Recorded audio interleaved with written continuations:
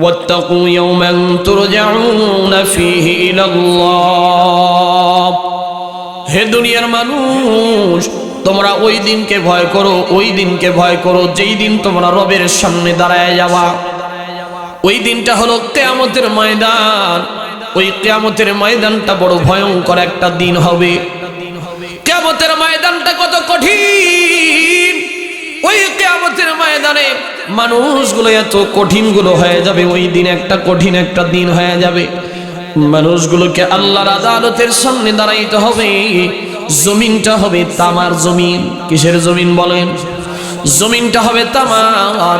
জমিনটা মাটির কিন্তু হবে না। মাটি না হওয়ার পিছনে কারণ কি? মুফাসসিরিন ইকরামরা বলে মাটিতে যদি এই জায়গায় যদি চুলা করা হয়, আগুন যদি দেওয়া হয়, ওই জায়গায় কিন্তু তাপ লাগে না। লাগে? এখানে যদি মাটি জ্বালানো হয় এখানেই গরম হবে, ওই জায়গায় কিন্তু গরম হবে না। আর তামার একটা বৈশিষ্ট্য হলো, তামার যদি একটা প্লেট আপনি নেন, তামার যদি একটা পয়সাও নেন, এক সাইডে যদি তাপ দেওয়া হয় আর এক সাইডে তার তাপ পাওয়া যায়। কতক্ষণ ঠিক কিনা? আল্লাহ তাআলা বলেন এই জন্যই কিয়ামতের ময়দানটা হবে তামার। আর ওই তামার জমিনের ভিতরে আল্লাহ তাআলা ওই দিন আসমান থেকে সূর্যটাকে মানুষের আধা হাত মাথার উপরে করে দেবে। রে মুসলমান, একটু মনোযোগ দিয়ে শোনার চেষ্টা করেন। আজকে দুনিয়া থেকে 9,30,00,000 মাইল সূর্য আমাদের কাছ থেকে দূরে। জোরে বলেন কয় কোটি? 9,30,00,000 মাইল সূর্য আমাদের থেকে এখান থেকে দূরে। 9,30,00,000 মাইল দূরে সূর্য হওয়ার পরে যখন জ্যৈষ্ঠ মাস আমাদের দেশে যখন আসে, বৈশাখ মাস যখন আমাদের দেশে আসে, 9,30,00,000 মাইল দূরে থেকেও সূর্যগুলো তাপ দিলে এই জমিনগুলো ফেটে যায় কি যায় না? জোরে বলেন যায় কি যায় না? মানুষের শরীর থেকে ঘামগুলো বের হয়ে যায়। মানুষের শরীর মাথা থেকে ঘামগুলো বের হয়ে পায়া জমিন দিয়ে পড়ে যায়। এত দূর হওয়ার পরেও সূর্য আমাদের এত উপরে হওয়ার পরেও তাপ দিলে আমাদের মাথা পর্যন্ত গরম হয়ে যায়, জমিন পর্যন্ত ফেটে চৌচির হয়ে যায়। মুসলমানি বান্দার একটু মনোযোগ দিয়ে শুনেন। তারপরেও আজকে সূর্য পৃথিবীতে মাত্র একটা মুখ দিয়ে তাপ দিতেছে। বিজ্ঞান বলে পৃথিবী থেকে 9,30,00,000 মাইল দূরে হওয়ার পরে সূর্যের একটা মুখ দিয়ে আমাদের জমিনে তাপ দেয়। তারপরেও আল্লাহ রাব্বুল আলামিন বারবার করে এই ফেরেশতাদেরকে নিযুক্ত করে রেখেছেন।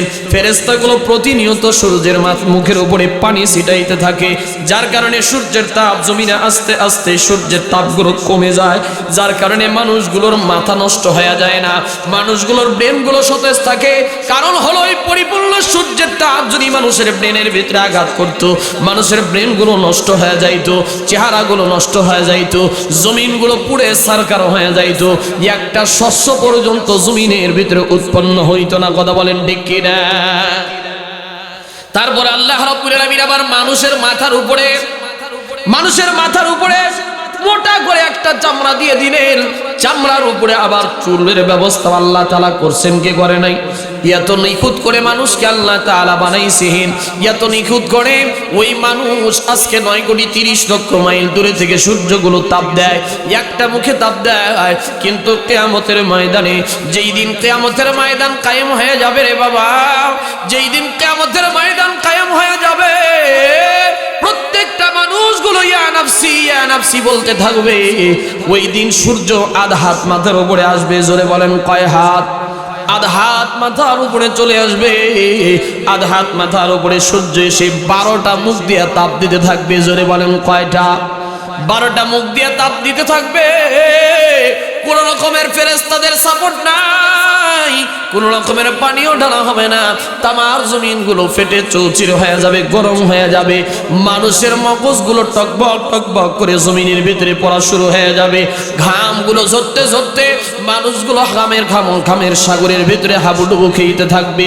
প্রতিটা মানুষ বলবে ইয়া নাফসি, বাঁচাও আমারে বাঁচাও। প্রতিটা মানুষগুলো নিজেকে বাঁচানোর ফিকির করবে, প্রতিটা মানুষগুলোকে বাঁচানোর ফিকির করবে। আল্লাহ তাআলা তাআলা ওই দিনের স্মরণ করে মানুষদেরকে ডেকে ডেকে বলেছে, এ পৃথিবীর মানুষ, ওই কিয়ামতের ময়দানের দিনটাকে তোমরা বড় ভয় করো। কারণ হলো ওই দিন আমি আল্লাহ তাআলা সুম্মা তুওয়াফা কুল্লু নাফসিম মা কাসাবাত, তোমাদের প্রত্যেকের কৃত কর্মের হিসাব নিব। সুম্মা তুওয়াফা, তোমাদেরকে পরিপূর্ণ দিব। কুল্লু নাফসিম মা কাসাবাত, তোমরা যে যা কামাই করেছো, ওয়া হুম লা ইজলামুন, তোমাদেরকে এক বিন্দু পরিমাণ জুলুম করা হবে না। এক যারা পরিমাণ নেকিও তোমাদের কম দেওয়া হবে না। এক যারা পরিমাণ গুনাহ যদি কোনো বান্দা করে থাকে, ওই গুনাহগুলোকেও কিয়ামতের ময়দানে ধরা হবে। ফামান ইয়ামাল মিসকালা যাররাতিন খায়রান ইয়ারা ওয়া মান ইয়ামাল মিসকালা যাররাতিন শাররান ইয়ারা। আল্লাহু আকবার বলেন। আল্লাহ বলে, তোমরা যদি এক যাররা পরিমাণ নেকিও কামাই করো, ওই দিন যাররা মানে কি? মুফাসসিরিন আমরা বলেছেন যাররা বলা হয় কাকে জানেননি? বলে একটা শস্যকে যদি ৭০টা ভাগ করা হয়, সরিষা এমনিতেই তো ছোট জিনিস লাগে বড় জিনিস। সবাই বলেন ছোট জিনিস না বড় জিনিস? সরিষা এমনিতেই ছোট জিনিস, আবার যদি সরিষাকে ৭০টা ভাগ করা হয়, ওই ৭০টা ভাগের এক ভাগকে বলা হয় যাররা। কি বলা হয়? আল্লাহ বলেন ওই এক ভাগ যেটা একেবারে খালি চোখে দেখাও যাবে না, খালি চোখে দেখাও যাবে না, মাইক্রোস্কোপ লাগবে ওইটাকে দেখানোর জন্য। আল্লাহ বলেন ওই এক যাররা পরিমাণ নেকিও যদি তুমি করো, ওই এক যাররা পরিমাণ নেকিও তোমাকে দিয়ে দেওয়া হবে। এক যাররা পরিমাণ গুনাহ যদি করো রে বান্দা, এক যাররা গুনাহ করলে তোমার ওই এক যাররা গুনাহ তোমার আমলনামার ভিতরে দেওয়া হবে। একটা বিন্দুও তোমার উপরে কোনো রকমের বেইনসাফি করবে না। আল্লাহ বলে ওয়া হুম লা ইজলামুন, আমি কোনো বান্দার উপরে জুলুম করি না, আমি কোনো বান্দার উপরে জুলুম করি না, আমি কোনো বান্দার উপরে দুনিয়াতে জুলুম করব না, কিয়ামতের ময়দানেও জুলুম করব না। আমি প্রত্যেককে পুঙ্খানুপুঙ্খানু ভাবে দিয়ে দেব। ওই কিয়ামতের ময়দানে মানুষগুলো ইয়া নাফসি বলতে থাকবে, সবাই নিজের পেরেশানি করতে থাকবে। ওই ময়দানে একটা সন্তান নিজের মায়ের কাছে, সন্তান মায়ের কাছে যায় জিজ্ঞাসা করবে, মা আপনি না দুনিয়াতে আমারে এত ভালোবাসে, বাবা আপনি দুনিয়াতে আমার জন্য মাথার ঘাম পায়ে ফেলায় আমার জন্য কষ্ট করেছে। কষ্ট করে কি করে না? বাবা মা সন্তানগুলোকে কত কষ্ট করে মানুষ করায়, একটা সন্তান যাতে করে ভালো হয়, একটা সন্তান যাতে করে খারাপ না হয়ে যায়। মা বাবা দিনের পর দিন কষ্ট করে সন্তানের জন্য। ওই কিয়ামতের ময়দানে সন্তানগুলো ডেকে ডেকে বলবে, মা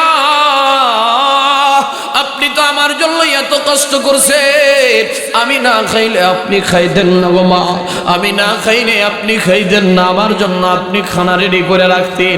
বাবারে ডাক দিয়া বলবে, বাবা আপনি যদি আমার কাছে টাকার দরকার হইলে আপনি মাঠে কাজ করে হলেও টাকার ব্যবস্থা করে দিতেন, আমার এত কিছু দিতেন, আমার যাতে কষ্ট করে না, আমার যেন কোনো কষ্ট না হয়, আমার এত কোনো কষ্ট দেন নাই, সব সময় আমার জন্য ব্যবস্থা করে দিয়েছেন। আজকে কিয়ামতের ময়দানে আমি আজকে একটা নেকির জন্য জান্নাতে যাইতে পারতেছি না গো বাবা, ও মা আমি আজকে একটা নেকির জন্য ধরা খেয়ে গেছি, আমার একটু নেকি দেন। আল্লাহ তাআলা কোরআনুল কারীমের ভিতরে বলেছেন ওই দিন মা তার সন্তানকে চিনবে না। আল্লাহু আকবার বলেন। বাবা পর্যন্ত সন্তানকে ভুলে যাবে, বলবে সুকান দূর হয়ে যাও, দূর হয়ে যাও, আমি তো কোনো রকমের বিবাহই করি নাই, দুনিয়াতে আমার কোনো সন্তান ছিল না। কোরআনুল কারীমের ভিতরে আল্লাহ রাব্বুল আলামিন বলেছেন ইয়াউমা ইয়াফিরুল মারউ মিন আখিহি ওয়া উম্মিহি ওয়া আবিহি।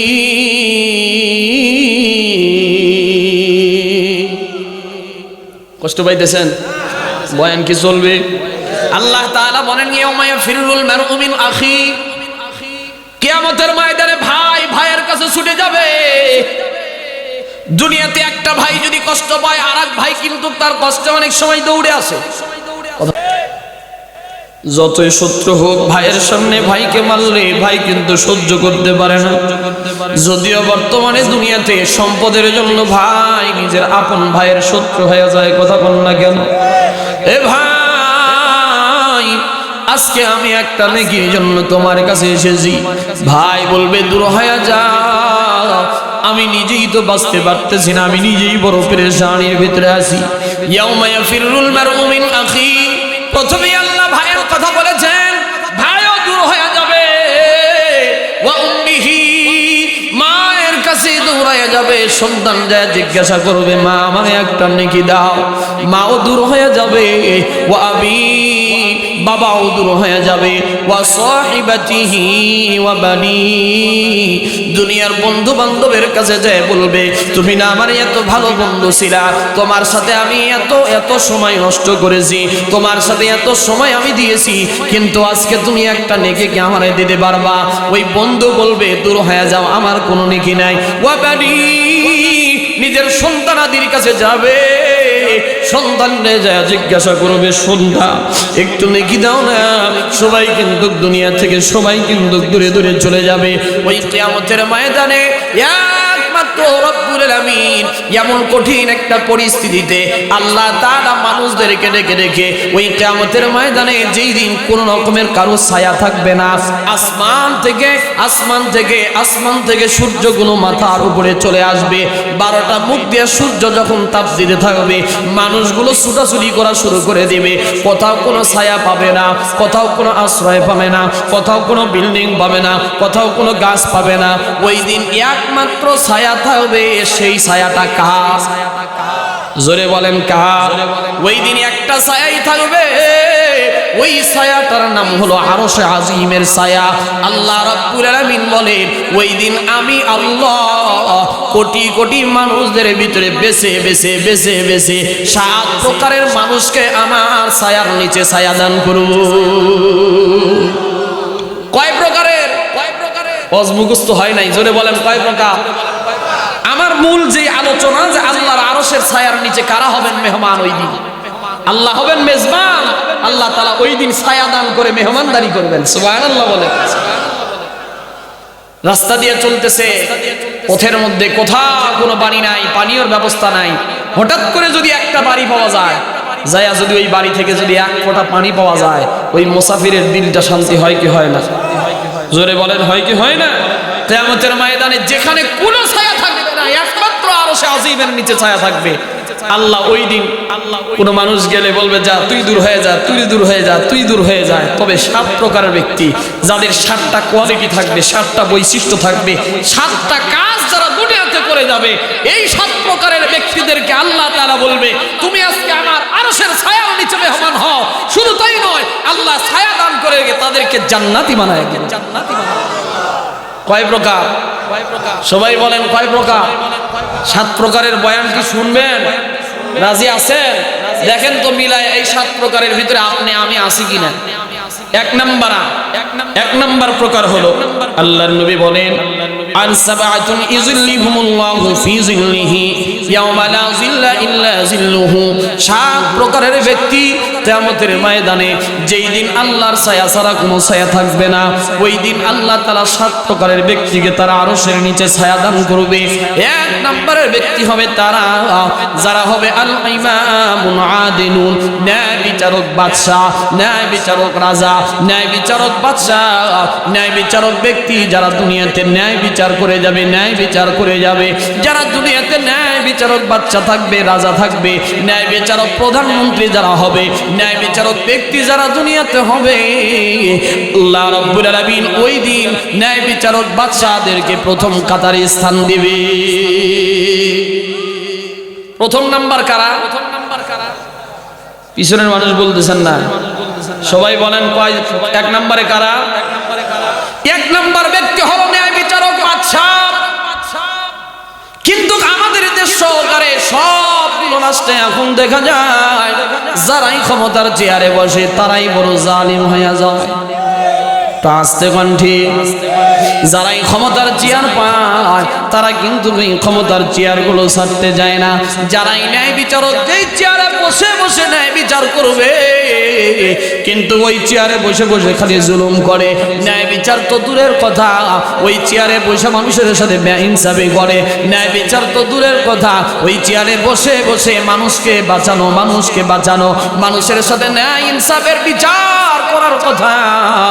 কিন্তু দেখা যায় ক্ষমতার গরম দিয়া দিয়া, টাকার গরম দিয়া ন্যায় বিচার না করে অবিচার করে আসে না নাই? এই জন্যই এক নম্বর ব্যক্তি হলো ন্যায় বিচারক। এ ভাই, আপনি বলবেন হুজুর আমি তো বাদশা না, আমারে বুঝি ধরবে না, একটু হিজাবটা মিলায় আসেন। আমাদের দেশের যিনি এখন বর্তমানে প্রধান উপদেষ্টার দায়িত্বে আছে, তার নাম কি? এই কয়েকজন জানেন নাকি? এতদিন যার নাম মুখস্থ ছিল ওইটা মুখস্থ করে করে আর নাম ভুলে গেছেন? এতদিন ছিল একজন, এখন আছে, তিনি হলেন যার নাম কি? সবাই বলেন ডক্টর ইউনূস সাহেব। উনি হলো আমাদের পুরা বাংলাদেশের বর্তমানে দায়িত্বে আছে না নাই? এর পূর্বে গত কিছুদিন পূর্বে যখন পুরা এলাকার ভিতরে এমপি মন্ত্রীরা যখন ছিল, প্রধানমন্ত্রী ছিল কি নাম? শেখ হাসিনা প্রধানমন্ত্রী ছিল। উনি হলেন আমাদের দেশের প্রধান। তারপরে কিছু কিছু জেলার কিছু কিছু প্রধান ছিল, যেমন প্রতিটা জেলায় জেলায় একটা দুইটা করে তিনটা চারটা করে এমপি ছিল কি ছিল না? তারা হলো ওই জেলার বাদশা। বোঝানোর জন্য উদাহরণটা দিতেছি বাবা। জেলার বাদশা যারা, এমপি যারা হয়, যেমন টাঙ্গাইলের একজন এমপি আছে, উনি পুরা টাঙ্গাইলের একজন নেতা, উনি টাঙ্গাইলের বাদশা। এই ঘাটাইলের একজন এমপি ছিল, তিনি হলেন ঘাটাইলের বাদশা। এখন আসেন এলাকা ভিত্তিক ইউনিয়ন পর্যায়ে, থানা ভিত্তিক ইউনিয়ন পর্যায়ে চেয়ারম্যান আছে না নাই? ওই চেয়ারম্যান হলো ওই এলাকার বাদশা। কথা কি বুঝতে পারছেন? এখন আসেন এলাকার ভিতরে ওয়ার্ড আছে, মেম্বার। ওয়ার্ডের মেম্বার ছিল কি ছিল না? ওই মেম্বার গুলো হলো ওই ওয়ার্ডের বাদশা, ওয়ার্ডের বিচারক। এখন আপনারা বলেন তো, কিছু কিছু গ্রামে পরামানিক আছে না নাই? আপনাদের এলাকায় কি কয় যারা গ্রামে গ্রামে বিচার করে? মাতাব্বর। আমাদের এলাকাতেও বলে মাতাব্বর, অনেক জায়গায় বলে পরামানিক, অনেক জায়গায় বলে সর্দার। যারা গ্রামে বিচার করে দেয় ওরা হলো গ্রামের বাদশা। এখন আছেন আপনি যে পরিবারের ভিতরে 10 জন সদস্যের ভিতরে আপনি একজন পরিবারের হলো প্রধান, আছে না নাই? ওই পরিবারের প্রধান যিনি, তিনি হলেন ওই পরিবারের বাদশা। কথা কি বুঝতে পারছেন? তার দ্বারা বোঝা যায় কোন মানুষ আল্লাহর আদালত থেকে কি মাপ পাবে? জোরে বলেন পাবে। আল্লাহ বলেন দুনিয়ার সব মানুষগুলো একজন আরেকজনের বাদশা, প্রতিটা মানুষ তার অধীনস্থ ব্যক্তিদের বাদশা। আপনি যদি দোকানে কাজ করায়া দেন, আপনার অধীনে যদি 10টা ব্যক্তি থাকে, ওই 10 জনের বাদশা হলেন আপনি, 10 জনের গার্জিয়ান হলে আপনি। ওই 10 জনের ব্যাপারে কাল কিয়ামতের ময়দানে আপনাকে আল্লাহ জিজ্ঞাসা করবে, কে করবে না? আপনার পরিবারে যদি 5 জন থাকে, আপনার স্ত্রী আছে, সন্তান আছে, ওই সন্তানদেরকে খাবার ভরণ পোষণ আপনি দেন, কিয়ামতের ময়দানে ওই স্ত্রী সন্তানদের ব্যাপারে আপনাকে জিজ্ঞাসিত করা হবে। আল্লাহর নবী বলেন, হাদিস শরীফের ভিতরে এসেছে, আলা কুল্লুকুম রাঈন ওয়া কুল্লুকুম মাসউলুন আন রাইয়াতিহি। এই দুনিয়ার মানুষ, প্রত্যেকটা মানুষ কিন্তু জিম্মাদার। আল্লাহ কিন্তু প্রত্যেকটা জিম্মাদার ব্যক্তিকে ধরবেন। এখন আসেন পরিবারের কথা তো বাদই দিলাম, আপনাকে আল্লাহ তাআলা যে একটা বডি দিয়েছেন, এই বডির ভিতরে হাত আপনার কন্ট্রোলে আল্লাহ দিলেন, চক্ষুকে আপনার কন্ট্রোলে দিলেন, মুখকে আপনার কন্ট্রোলে দিলেন, মেধাকে আপনার কন্ট্রোলে দিলেন, পাকে আপনার কন্ট্রোলে দিছেন।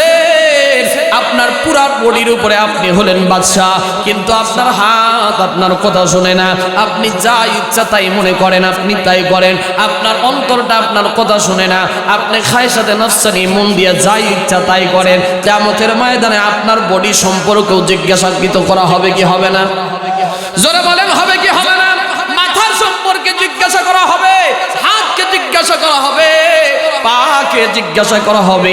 তার দ্বারা বোঝা যায় দুনিয়ার সব মানুষগুলো হলো একজন, প্রতিটা মানুষই হলো দুনিয়ার ভিতরে বাদশা। এই জন্যই আল্লাহর নবী বলেন, প্রত্যেকটা মানুষ যদি ইনসাফগার না হয়, প্রত্যেকটা মানুষগুলো যদি ন্যায় বিচারক না হয়, কিয়ামতের ময়দানে ধরা খায়া যাবে।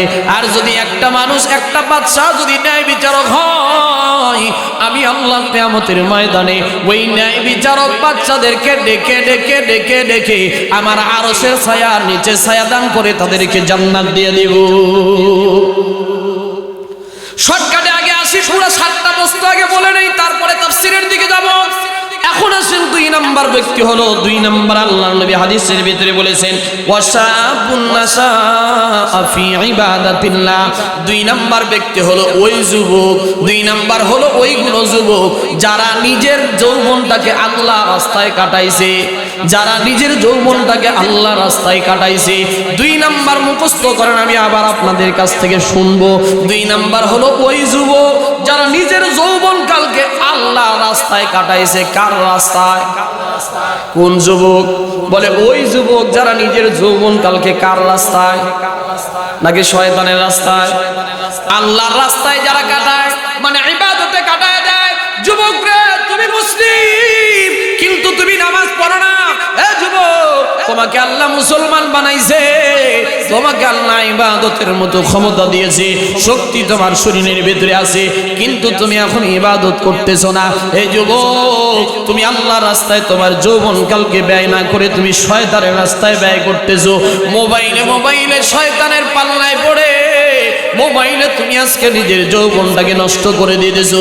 খারাপ মেয়েদের পিছনে পিছনে পড়িনা তুমি আজকে নিজের জীবনটাকে নষ্ট করে দিলা। যেহেতু এই মাহফিলটা যুবকদের জন্য, এই জন্য আমি যুবকদের ব্যাপারে একটু কথা বলবো। এই যুবক রে, একটু খেয়াল করে শোনো। ও পর্দার অন্তরের বাপ, ও যুবতী বোন, ও যুবক ভাই, কত যুবক আছে নিজের যৌবন কালটাকে নষ্ট করে ফেললা। গুনায় গুনায় গুনায় গুনায় নিজের যৌবনটা কালটাকে শেষ করে দিলা। কিন্তু আপনাকে যে কিয়ামতের ময়দানে জিজ্ঞাসিত করা হবে, আল্লাহর নবী বলেন, যুবক, তোমাকে কিয়ামতের ময়দানে আল্লাহ ডাকবে, বলবে তোমার যৌবনটা কাল থেকে তুমি কিসের জন্য কাটাইছিলা? তোমার যৌবন কাল আমি আল্লাহ দিয়েছিলাম, তুমি কোন রাস্তায় খরচ করছিলা? শয়তানের রাস্তায় নাকি আল্লাহর রাস্তায়? যদি তুমি তোমার নিজের যৌবন কালটাকে শয়তানের রাস্তায় ব্যয় করে দাও, তাহলে আল্লাহর আরশের নিচে কি ছায়া পাওয়া যাবে? জোরে বলেন, পাওয়া যাবে? আর যদি আল্লাহর রাস্তায় যদি কাটায় দেয়, তাহলে আল্লাহ তাআলা কিয়ামতের ময়দানে ওই যুবকদেরকে ডাক দিয়া বলবে, যুবক রে, যা যা, আমি আজকে তোর জন্য জান্নাতের ফয়সালা করে দিলাম। 3 নাম্বার আসে না, লম্বা আলোচনা নয়। 3 নাম্বার ব্যক্তি হলো ওই ব্যক্তি, ওয়ারাজুলুন কলবুহু মুআল্লাকুন ফিল মাসাজিদ। 3 নাম্বার হলো ওই ব্যক্তি যারা নিজের, ওই সমস্ত ব্যক্তি যারা নিজের অন্তরটাকে মসজিদের সাথে ঝুলায়া রাখছে। আস্তে কোন সুবহানাল্লাহ, মহিলারা আবার শুনবি, কি কথা বলছি মনে আছে? একটু মনোযোগ দিয়ে শুনেন বাবা। ওয়াজ সারা রাত শুনেও লাভ নাই যদি মনোযোগ না দিতে পারেন, যদি মুখস্থ না করতে পারেন, আর আমলের নিয়ত না থাকে। আমি বগুড়া থেকে এখানে ওয়াজ করে আইসা পুরা একেবারে আলোচনা আমার ফাও হয়ে যায়। আর আপনাদের সারা রাত বয়ান শোনা, শুধু ঘুম জাগার, শুধুমাত্র ঘুম জাগার লাভই হবে, কোনো লাভ হবে না ওয়াজ দিয়ে, যদি ওয়াজের থেকে আমল না শিখতে পারেন। বর্তমান তো ওয়াজের ময়দানগুলো নষ্ট হয়ে যাচ্ছে। ওয়াজের ময়দানে বয়ান নাই, আমলি বয়ান নাই, কান্নাওয়ালা বয়ান নাই, এখানে শুধু হাসি আর হাসি। যে যত হাসাইতে পারে সে তত ফেমাস, কথা কয় না? যে যত হাসাইতে পারে তার তত ডিমান্ড, যে যত ওয়াজের ময়দানে সার্কাস করতে পারে তার তত ডিমান্ড। রাগ করেন না, রাগ করেন না। কিয়ামতের ময়দানে এই বক্তাদেরকে আল্লাহ তাআলা কিয়ামতের ময়দানে ধরবে। হে বক্তা, তুমি মানুষের মধ্যে নসিহত করতা, নিজে তো আমল করতেই না, আবার মানুষদেরকে আমলের কথাও তুমি বলতা না। একটা মানুষ তোমার বয়ান থেকে আমল শিক্ষা পায় নাই। কিয়ামতের ময়দানে আমি আব্দুল আউয়ালের জিহ্বাগুলোকে আল্লাহকে দেব। কথা বলেন না কেন? যেন প্রতিটা মাহফিল হওয়া দরকার মানুষের উম্মতের হেদায়েতের জন্য। মাহফিলগুলো হওয়া দরকার মানুষকে আমলমুখী করার জন্য। সারা রাত আমি এখানে চিল্লায়া কোনো দলের কোনো কিছু করতে পারবো না, কোনো দলকে ক্ষমতার থেকে নামাইতেও পারবো না, কোনো দলে ক্ষমতা উঠাই দিতেও পারবো না। তবে হক কথা, সত্য কথা, এটা মুখ দিয়ে বলতেই হবে। কথা কন না কেন? এই হক কথাগুলো যদি আবার কারো গায়ে যদি লাগে, এইটাও আমার দেখার বিষয় না। কথা কন না কেন? কিয়ামতের ময়দানে আল্লাহ তাআলা এটাও জিজ্ঞাসা করবে, তোমাকে জবান দিয়েছিলাম বলার মতো, শক্তি তোমার ছিল, কিন্তু তুমি জিহ্বা দ্বারা সত্য কথা, সত্য ন্যায়ের কথা তুমি নিজের জিহ্বা দ্বারা বলতে পারো নাই। কথা বলেন ঠিক কি না? এই জন্য মুখস্থ করেন। 3 নাম্বার হলো ওই ব্যক্তি যারা নিজের অন্তরটাকে, যাদের সম্পর্ক হলো মসজিদের সাথে। এমন মানুষ বুঝি আপনাদের এলাকায় নাই? এই টাঙ্গাইলে মানুষ বুঝি এরকম নাই? একটু বিশ্লেষণ করি, কেমন মানুষ? বলে 1 রাকাত নামাজ পড়ছে, ওয়ারাজুলুন কলবুহু মুআল্লাকুন ফিল মাসাজিদ, যে ব্যক্তিগুলোর অন্তরটাই মসজিদের সাথে সম্পৃক্ত। জোহরে ফজরের নামাজ পড়ছে, আবার মন বলে কখন জোহরের নামাজ আসবে রে? সুবহানাল্লাহ কন্যা। ফজরের নামাজ পড়ে আবার মসজিদে বসে থাকে, ইশরাকের নামাজ পড়ে আল্লাহর বান্দা মসজিদ থেকে বের হয়ে যায়। জোহরের নামাজ পড়ে, জোহরের নামাজের পরে আবার ঘড়ির দিকে তাকায় থাকে। ব্যবসা যতই কিছু থাক না কেন, ব্যবসা থাকলেও ব্যবসার জায়গায় সে যদি দিনই কাজও করে, কাজের জায়গায় রাস্তার ভিতরে আজান দিয়ে দিছে, রিক্সা থামাইয়া মসজিদের দিকে যায়। চোরার ভিতরে জমিনের ভিতরে কাজ করতেছে, আলুর খেত, জমিনের খেত, ধানের খেত নিয়েছে, আল্লাহু আকবারের আজানের ধ্বনি পড়ে গেছে। সাথে সাথেই বান্দা ওইখানেই ওযুটা বানায়া যায়, নামাজ না পেলেও গামছা বিছায়া নামাজ পড়ে। এমন আল্লাহর বান্দা বুঝি জমিনে নাই? জোরে বলেন আছে না নাই? আল্লাহ তাআলা এই বান্দাগুলোর কথাই বলতেছেন। আল্লাহ বলে এই মানুষগুলো যাদের অন্তরের সাথে সম্পর্ক মসজিদের সাথে হয়ে গেছে, মসজিদে না যাই গেলে ভালো লাগে না, আসরের নামাজ পড়ে মাগরিবের নামাজের জন্য অপেক্ষা করে, মাগরিবের নামাজ পড়ে এশার নামাজের জন্য অপেক্ষা করে, এশার নামাজ পড়ে ঘুমাইতে গেলেও চিন্তা করে, হায় কখন বুঝি আমার ফজরের আজানটা হয়ে যায়, কখন বুঝি আমার থেকে ফজরের নামাজটা ছুটে যায়, আমি যদি নামাজ না পড়তে পারি আমি তো আল্লাহর আদালতে আসামির কাঠগড়ায় দাঁড়ায় যাব। এই মানুষগুলোকে আল্লাহ তাআলা বলে যাদের সম্পর্ক মসজিদের সাথে হইছে, কাল কিয়ামতের ময়দানে আমি আল্লাহ তাদেরকে ডেকে ডেকে ডেকে ডেকে আমি আরশের আজিমের ছায়ার নিচে তাদেরকে ছায়া দান করব। 3 নাম্বার ব্যক্তি, কয় নাম্বার? 4 নাম্বার ব্যক্তি হাদিস শরীফের ভিতরে আসছে, কষ্ট পাইতেছেন না আপনারা? 4 নাম্বার ব্যক্তি হলো ওই ব্যক্তি ওয়ারাজুলানে তাহাব্বা ফিল্লাহ ইজতামা আলাইহি ওয়া তাফাররাকা আলাইহি। 4 নাম্বার ব্যক্তি হলো ওই ব্যক্তি যারা কারোর সাথে যদি সম্পর্ক করে একমাত্র আল্লাহর জন্য করে। কাউকে ভালোবাসছে, ওই ভালোবাসাটা আল্লাহর জন্য। আমি আব্দুল আউয়ালকে ভালোবাসতে আল্লাহর জন্য বাসতে হবে। আমাকে যদি শত্রুতা করেন একমাত্র আল্লাহর জন্য শত্রুতা করতে হবে। আমি যদি আল্লাহর না হই, আমার ভিতরে যদি দ্বীনের ঘাটতি থাকে, আমার ভিতরে যদি দ্বীনের কমতি থাকে, আমার সাথে শত্রুতা আপনি করতে পারেন, কিন্তু আমার সাথে যদি ভালোবাসাও করতে চান একমাত্র কার জন্য ভালোবাসা লাগবে? জোরে বলেন কার জন্য? আল্লাহর নবী বলেছেন যারা একমাত্র আল্লাহর জন্য মানুষকে ভালোবাসে, যেই মানুষটা কাউকে ভালোবাসে একমাত্র আল্লাহকে রাজি খুশি করার জন্য, ওয়া তাফাররাকা আলাইহি, এবং কারো থেকে যদি বিচ্ছিন্ন হয়ে যায় একমাত্র আল্লাহর জন্য বিচ্ছিন্ন হয়। বলে মা তুমি যদি আল্লাহর নামাজ না পড়ো, তুমি যদি ইবাদত না করো, তুমি যদি নামাজি না হও, তোমার সাথে আমার কোনো সম্পর্ক নাই। বাবা তুমি যদি নামাজি না হও, তোমার সাথে আমার কোনো সম্পর্ক নাই। ও প্রিয়তমা স্ত্রী তুমি যদি নামাজ না পড়ো, তুমি যদি আল্লাহর বিধান পড়তে না করো, তোমার সাথে আমার কোনো সম্পর্ক নাই। এমন করে করে যা সম্পর্ক থাকে সবগুলো সম্পর্ক আল্লাহর জন্য করে, আবার যা শত্রুতা ওই শত্রুতাও গুলো কার জন্য করে? আল্লাহর জন্য। কোন বান্দা যদি এই কাজগুলো করতে পারে, আল্লাহর নবী বলেছেন কিয়ামতের ময়দানে ওই মানুষগুলোকে আল্লাহ তাআলা ডেকে ডেকে ডেকে ডেকে তারা আরশের ছায়ার নিচে ছায়া দান করবে। 5 নাম্বার ব্যক্তি হলো ওয়ারাজুলুন দাআতহু ইমরাতুন যাতু মানসাবিন। ওই ব্যক্তি, ওই পুরুষ, ওই যুবক, যেই যুবককে কোন মহিলা ডেকেছে, এই মুসলমান যুবকরা একটু খেয়াল করে কথাগুলো শুনবেন। আমি বলেছি আজকের আলোচনা যুবকদের বেশি হবে, কারণ আজকের মাহফিলটা আয়োজন করেছেন এই হলো যুবকরা। এই যুবকরে একটু কথাগুলো শোনো। ও পর্দার অঞ্চলের যুবতী বোন, ও পর্দার অঞ্চলের মা গো, আপনারাও কথাগুলো একটু শুনেন। ওই যুবকের কথা আল্লাহর নবী বলেছেন 5 নম্বরের ব্যাপারে।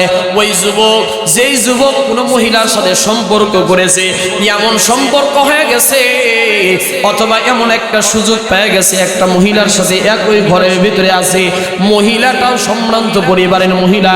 মহিলা বলতেছে কোন রকমের আফসোস নাই, তুমি আমার সাথে এখন খোলামেলা সম্পর্ক করতে পারো, তুমি আমার সাথে মেলামেশা করতে পারো। ওই মহিলা পুরুষ একই জায়গার ভিতরে আছে, ওই পুরুষটা, ওই পুরুষের ভিতরে কোনো রকমের সমস্যা নাই। পুরুষটাও এক পর্যায়ে মহিলার দিকে আবদ্ধ হবে, মহিলার সাথে সম্পর্ক করবে, মহিলার সাথে মেলামেশা করবে, কিন্তু একবার শুধু আল্লাহর কথা স্মরণ হয়ে গেছে। জোরে বলেন তো কার কথা? ওয়াজামালিন ফাকালা ইন্নী আখাফুল্লাহ। ওই সুন্দরী নারী, যেই সুন্দর সুন্দরী নারীর সাথে একজন সুন্দর সুদর্শন যুবক একত্রিত হয়ে গেছে, কিন্তু সুযোগ সব কিছু পেয়েছে। সব কিছু পাওয়ার পরেও যুবক তখন এই স্ত্রীর সাথে, যুবতীর সাথে সম্পর্ক করতে যাবে, এমন সময় যুবকটা ডেকে বলেছে, না না, আমি তোমার সাথে অবৈধ সম্পর্ক করতে পারবো না। দুনিয়াতে যদি কেউ না দেখে, একমাত্র আমাকে দেখতেছেন কে? যুবকটা ডাক দিয়ে যদি বলে, আমার তো আল্লাহ তাআলা একজন আছে, আমারে আল্লাহ দেখতেছেন, আমি কিয়ামতের ময়দানে তো আল্লাহর আদালতে ধরা খেয়ে যাব। ওই যুবকটা যুবতীর থেকে আলাদা হয়ে গেছে।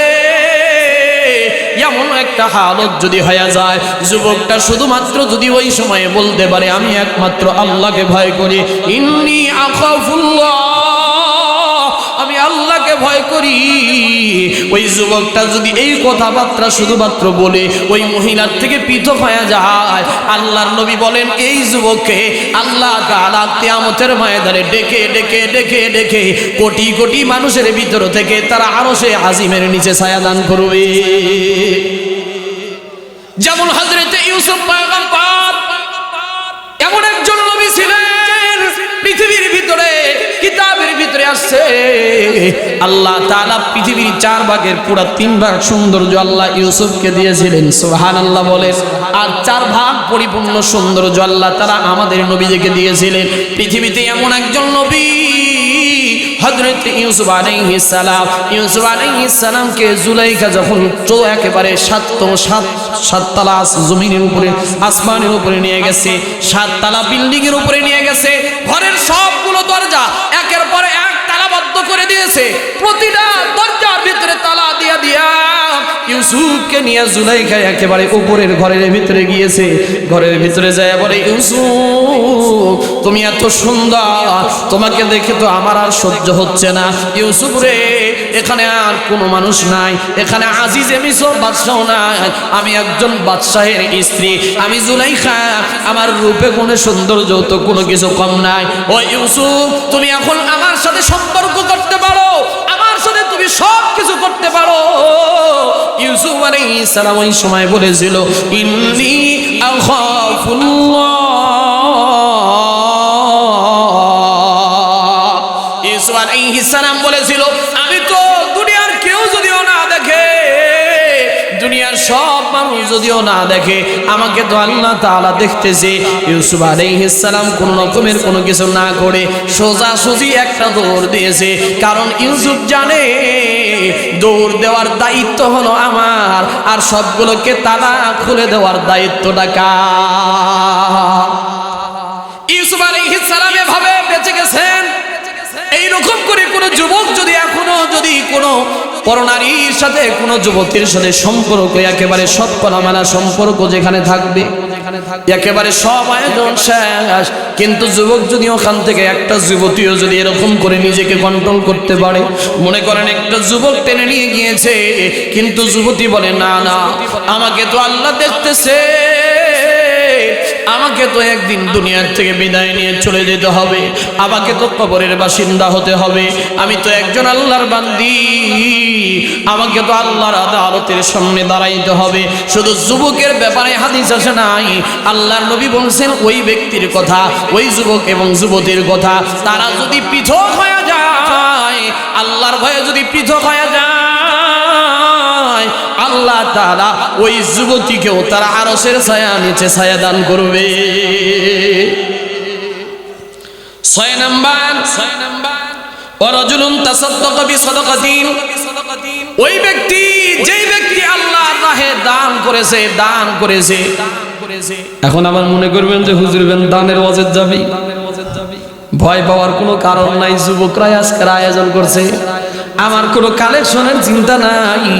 আল্লাহর নবী বলেছেন, যেই ব্যক্তি আল্লাহর জন্য দান করেন, ওয়ারাজুলুন তাসাদ্দাকা বিসাদাকাতিন ফাআখফাহা হাত্তা লা তা'লামু ইয়ামিনুহু মা তানফাকু শিমালু, আল্লাহর নবী বলেন, এমন করে আল্লাহর জন্য দান করে একমাত্র আল্লাহকে খুশি করার জন্য। জোরে বলেন কাকে? আল্লাহকে রাজি খুশি করার জন্য দান করে, ডান হাত দিয়ে দান করছে আর নিজের আপন বাম হাত পর্যন্ত জানে না এমন করে আল্লাহ রাস্তায় দান করে। যদিও দানের ব্যাপারে দুইটা হাদিসে আছে, প্রকাশ্যে দান করলেও সওয়াব আছে, গোপনে দান করলেও সওয়াব আছে। তারপরেও নিজেকে নিজে প্রকাশ করে না, নিজেকে নিজে ছোট মনে করে, ছোট মনে কইরা আল্লাহ রাস্তায় দান করে। কিন্তু আল্লাহর জমিনে অনেক বান্দা এমন আছে দান করার পরে যদি তাদের নাম না বলা হয় মন খারাপ করে, আছে না নাই? আবার অনেক বান্দা এমন আছে হজ করে আসছে, হাজী সাহেব না কইলে রাগ করে, আছে না নাই? কথা কয় না? কিয়ামতের ময়দানে এই মানুষগুলোকে আল্লাহ ধরবে। এ হাজী সাহেব, তোমারে আমি হজ করার সামর্থ্য দিয়েছিলাম, তুমি আজকে হজ করেছো। কিছুদিন আগে এক বেচারা হজ করে আসছে, হজ করে আইসা বলতেছে হুজুর আমি একটা দোকানের উদ্বোধন করব। বললাম আপনার আবার নতুন দোকান আছে নাকি? বলে হ্যাঁ, নতুন দোকান না, ওই দোকানটাই পুরাতন ছিল, ওইটার নাম পরিবর্তন করছি। আগে ছিল কি? বলে শুধুমাত্র আলহাজ, আগে ছিল আব্দুল খালেক মোটরস, কিন্তু এখন আবার নাম পরিবর্তন করছি। 7.5 লাখ টাকা খরচ করে গত বছর কয়েকদিন আগে হজ করে আসছি। এখন তো হাজী আব্দুল খালেক মোটর না লিখলে হয় না। কি বুঝছেন? এই জন্য নাম চেঞ্জ করে দিছি। দোকানে একটা মিলাদ না করাইলে কি হয়? দোকানে নাম চেঞ্জ করাইয়া দোকানে একটা নতুন করে মিলাদ দিয়ে দিলাম। এ মুসলমান বুঝানোর জন্য বলি, আল্লাহর নবী বলেছে যারা কাজ করে একমাত্র আল্লাহর জন্য, দুনিয়াতে নামাজ পড়লেও আল্লাহর জন্য পড়ে, দুনিয়াতে রোজা রাখলেও আল্লাহর জন্য রাখে, হজ করলেও আল্লাহর জন্য হজ করে, যাকাত দিলেও আল্লাহর জন্য দেয়, দান করলেও আল্লাহর জন্য দেয়, কুরবানি করলেও আল্লাহর জন্য দেয়। কারণ আল্লাহ তাআলা নিজে বলেছে এই সব কিছু হবে আমার জন্য। কুল ইন্না সালাতি ওয়া নুসুকি ওয়া মাহইয়ায়া ওয়া মামাতি লিল্লাহি রাব্বিল আলামিন। আল্লাহ বলে নামাজ আমার, হজ আমার জন্য, তোমার নামাজটাও হবে আমার জন্য। সালাতি ওয়া নুসুকি ওয়া মাহইয়ায়া, তোমার হায়াতটাও হবে আমার জন্য, ওয়া মামাতি, তোমার জীবনটা মরণটাও হবে আমার জন্য। লিল্লাহি রাব্বিল আলামিন, তোমার দুনিয়াতে যা কিছু আছে সব কিছু হবে কার জন্য? আরেকটু আওয়াজ দিয়ে বলেন কার জন্য?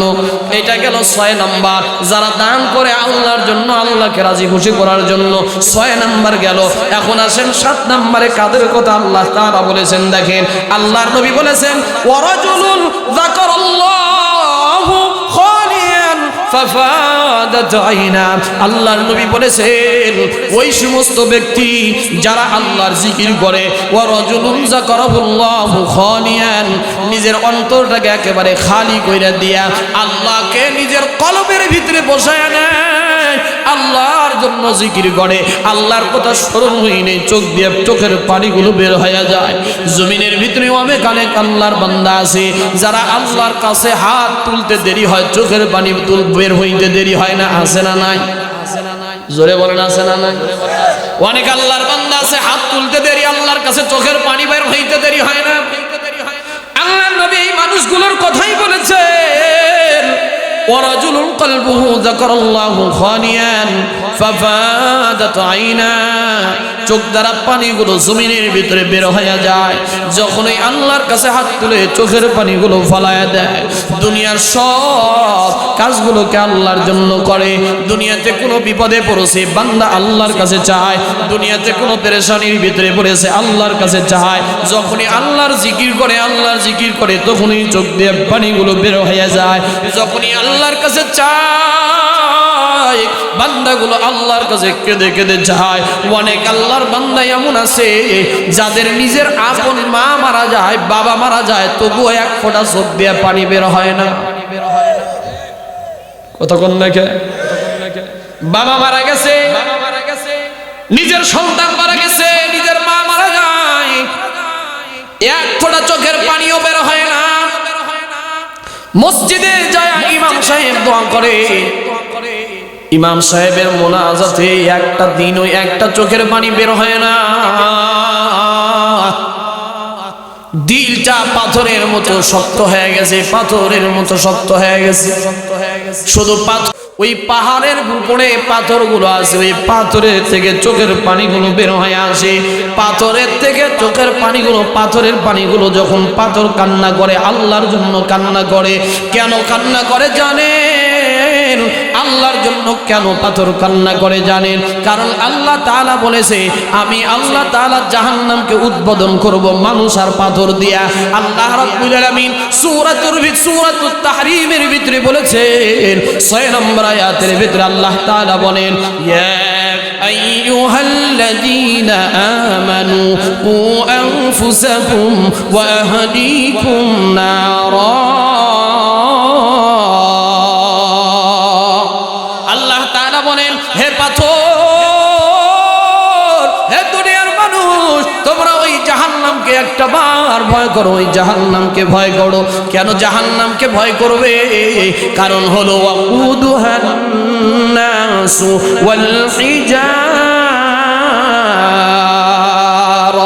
আল্লাহ বলেন, কারণ জাহান্নামের ইন্ধন হবে একমাত্র পাথর আর মানুষ। জাহান্নামের ইন্ধন হবে পাথর আর মানুষ। ওই জাহান্নামের ভয়ে পাথরগুলো কান্না করে।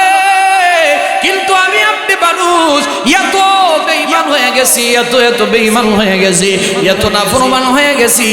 আজকে মসজিদের ভিতরে গেল আমরা চোখ দিয়ে পানিগুলো বের হয় না, মা মারা যায় পানিগুলো বের হয় না, বাবা মারা যায় পানিগুলো বের হয় না। জাহান্নামের ভয়ে আজকে চোখের পানি বের হয় না। আজকে মৃত্যুর ভয়ে আমাদের কোনো চিন্তা নাই, আজকে মৃত্যুর ভয়ে আমাদের চোখ দিয়ে কোনো পানিও বের হয় না। কিন্তু যুবক রে, ও বৃদ্ধ বাবাজিরা, 2 মিনিটের ভিতরে শেষ করে দিব, আমাদের প্রধান আলোচক চলে আসছে। আমি 1 মিনিটের ভিতরে আমার বয়ানটা গোছায় নিতেছি। ও পর্দার অন্তরের মাগো, একটু বোঝার চেষ্টা করে। আপনি এখনো আগামীকালকেও হয়তো আমি আব্দুল আউয়ালের নাম মসজিদের মাইকে আলান হইতে পারে, আপনাদের নামটাও মসজিদের মাইকে আলান হতে পারে কি পারে না? এ ভাই, আপনি যে আজকে দুনিয়ার ভিতরে নাফরমানি করতেছেন, আজকে যে আপনি দুনিয়ার ভিতরে এত গুনাহ করতেছেন, কিন্তু আপনার নামটা তো মসজিদের মাইকে আলান হতে পারে। ওই কবরের ভিতরে আপনাকে আগামীকালকেও শুইতে হইতে পারে, ওই কবরের ভিতরে আপনাকে আগামীকালকেও যাইতে হইতে পারে। এই জন্য আপনি কি একটু ফোঁটা চোখের পানি ফালায়া ফালায়া কোনোদিন রবের দরবারে কাঁদছে? এ মুসলমান, কতদিন নামাজ কাজা দিনের, কতদিন রোজা কাজা দিনের, কত মানুষের উপরে হজ ফরজ হলো, তারপরেও হজ করলো না। এই জন্য বলি যুবক ভাই, এখন থেকে একটু নিয়ত করেন, যতদিন দুনিয়াতে বেঁচে থাকবো আর কোনোদিন নামাজ কাজা দিব না, যতদিন দুনিয়াতে বেঁচে থাকবো আর কোনোদিন রোজা কাজা দিব না, যতদিন দুনিয়াতে বেঁচে থাকবো আল্লাহর আইনগুলো মেনে মেনে দুনিয়াতে চলবো। যদি আল্লাহকে রাজি খুশি করার নিয়ত থাকে, তওবার যদি নিয়ত থাকে, এখনই আমার আল্লাহকে 2টা হাত উঁচু করে দেখায়া দেন। লিল্লাহ তাকবীর, লিল্লাহ তাকবীর। আল্লাহ আজকের মাহফিলকে কবুল করে নেন। আল্লাহ যুবকদের আয়োজনকে আজকে কবুল আর মঞ্জুর করে নেন। বলেন আমিন।